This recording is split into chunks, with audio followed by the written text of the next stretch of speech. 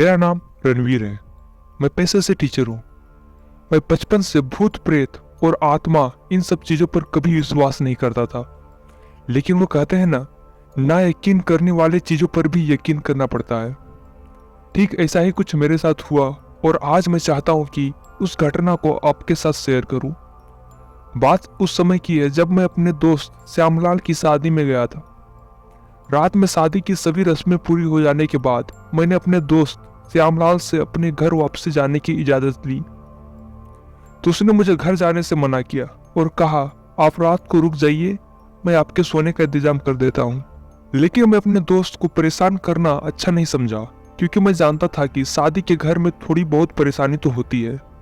इसीलिए मैं अपने दोस्त श्याम को परेशान नहीं होने को कहा और उसके बाद मैंने अपनी बाइक स्टार्ट की और वापसी आने लगा। उस वक्त रात के 12 बज रहे थे। सड़क एकदम खाली था और चारों तरफ सन्नाटा छाया हुआ था। दूर दूर तक एक भी आदमी नजर नहीं आ रहा था। सड़क के किनारे घना जंगल और पहाड़ भी थे, जो अपने आप में भी एक डर जैसा माहौल बना रहे थे। लेकिन मुझे इनसे क्या फर्क पड़ता, मैं तो बस मस्ती में अपनी बाइक चला रहा था। रास्ते में छोटे छोटे गांव की बस्तियां थी जिधर से मैं गुजर रहा था। अचानक मेरी नजर रास्ते के किनारे एक छोटे से बस स्टैंड पर पड़ी, जहां एक औरत शायद अपने घर जाने के लिए बस का इंतजार कर रही थी।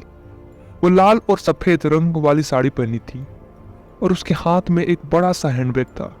उसे देखकर ऐसा लग रहा था जैसे कि वो किसी ऑफिस में काम करती होगी। लेकिन मैं मन ही मन ये भी सोच रहा था कि आधी रात को वो यहाँ क्या कर रही है। मैं जब वहां से गुजरा तो उसने मुझे रुकने का इशारा किया। मैंने अपनी बाइक रोक दी। बाइक रुकने के साथ वो मेरे नजदीक आई और कहने लगी, क्या आप मुझे थोड़ी दूर तक लिफ्ट देंगे? ऐसा कहकर उसने मुझसे लिफ्ट मांगी। इस पर पहले तो मैंने मना कर दिया, लेकिन बाद में मैंने सोचा, एक अकेली औरत इतनी रात को अकेली बस का इंतजार कर रही है और दूर दूर तक किसी बस, ऑटो या किसी दूसरी सवारी गाड़ी आने की संभावना भी नहीं है। तो मैंने अपने मन में सोचा कि मुझे एक औरत की मदद करनी चाहिए। शायद ऐसा आप भी सोचते अगर आप मेरी जगह होते। मैंने ना चाहते हुए भी उसे हाँ कर दिया। वह मेरे पीछे बाइक पर बैठ गई और मैंने अपनी बाइक स्टार्ट की और चलाने लगा। रास्ता में मैंने उस औरत से पूछा कि आप कहाँ रहती है और क्या करती हैं। उसने मुझे बताया कि मैं यहाँ एक ऑफिस में काम करती हूँ और मैं पहाड़ के पीछे एक छोटी सी बस्ती है, वहाँ रहती हूँ। उसके बाद मैं बाइक चलाने के साथ इधर उधर की बातें कर रहा था और वो बड़े प्यार से मेरे हर सवालों का जवाब दे रही थी। सच कहो तो मुझे भी उनसे बात करने में अच्छा लग रहा था और मैं इस छोटे से सफर में उनसे काफी घुल मिल गया था। थोड़ी दूर और चलने के बाद उसने मुझसे मेरा नाम, पता और क्या करते हैं पूछा। मैं उसको बताने लगा कि मेरा नाम रणवीर है और मैं एक टीचर हूँ, और सब बात बताते हुए मैं अपनी धुन में बाइक को तेज गति से दौड़ा रहा था।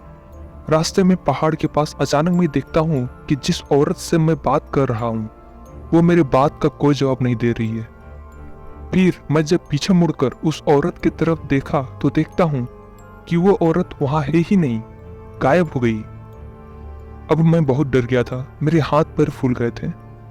आगे एक पहाड़ था। मैंने अपनी बाइक की रफ्तार तेज कर दी और तेजी से मैं अपने घर आया। मेरे मन में अब एक ही बात चल रही थी कि वो औरत कौन थी। क्या वो मेरे बाइक से गिर गई या फिर वो मेरे बाइक से उतर कर चली गई थी? लेकिन ये हो ही कैसे सकता है? बाइक की गति तेज थी, इसीलिए उतरने का तो कोई चांस ही नहीं पैदा होता है। ठीक है, अगर वो मेरे बाइक से गिरी होती तो चिल्लाती जरूर। खैर, कुछ दिनों के बाद मैं अपने दोस्त श्यामलाल के घर दोबारा गया और उसे अपनी पूरी कहानी बताई। इस पर मुझे उस गांव के आसपास के लोगों ने जो बात बताई वो एकदम अपने आप से चौंका देने वाली थी। उस गांव के एक बुजुर्ग आदमी ने बताया कि आज से करीब 20 साल पहले एक औरत इस गांव के सदर अस्पताल में नर्स का काम करती थी। एक दिन रात के समय वो अपने घर जा रही थी, तब रास्ते में उसका एक्सीडेंट हो गया और वो मर गई थी। उस घटना के बाद आज भी उसकी आत्मा भटकती है और राह में आने वाले राहगीरों को परेशान करती है और कई बार तो उनका एक्सीडेंट भी करा देती है।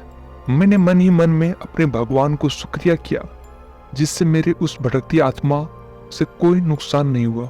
शायद ये मेरे अच्छे परिणामों का फल था।